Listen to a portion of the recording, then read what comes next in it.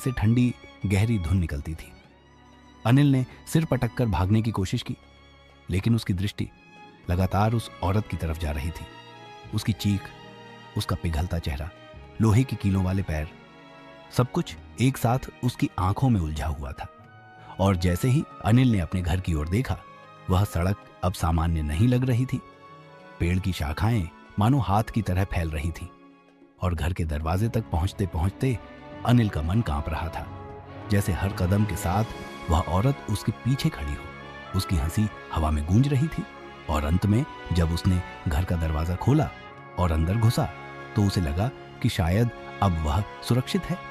लेकिन तभी घर के अंदर भी उसे कहीं से हल्की लाल छाया दिखाई दी, और दरवाजे की काठी पर खून जैसा निशान उभर आया।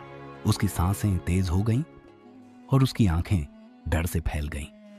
अगले ही पल उसने महसूस किया कि उसके कमरे की खिड़की से लाल साड़ी की हल्की चमक बाहर की सड़क की ओर झांक रही है, और वह समझ गया कि यह आत्मा उसे कभी अकेला नहीं छोड़ने वाली।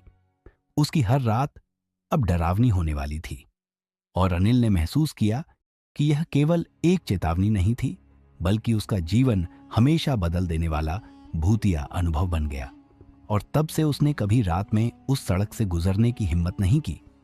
गांव वाले कहते हैं कि लाल साड़ी वाली औरत अब भी उसी पुरानी कॉलोनी में घूमती रहती है। कभी कभी बच्चों और अनजान राहगीरों की ओर धीरे धीरे मुड़ती है, मुस्कुराती है, और फिर अचानक गायब हो जाती है। उसकी उपस्थिति की हवा ठंडी, चीखें भयानक, और उसकी छाया डरावनी होती है।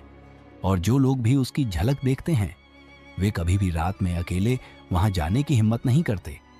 और यही कारण है कि यह सड़क और लाल साड़ी वाली औरत शहर में एक रहस्य और डरावनी दास्तान बन गई है, जिसे सुनकर हर कोई कांप उठता है, और यह याद दिलाती है कि अतीत के दर्दनाक हादसे और अधूरी इच्छाएं कभी कभी अपनी कहानी खुद जीवित रूप में बताने आती हैं।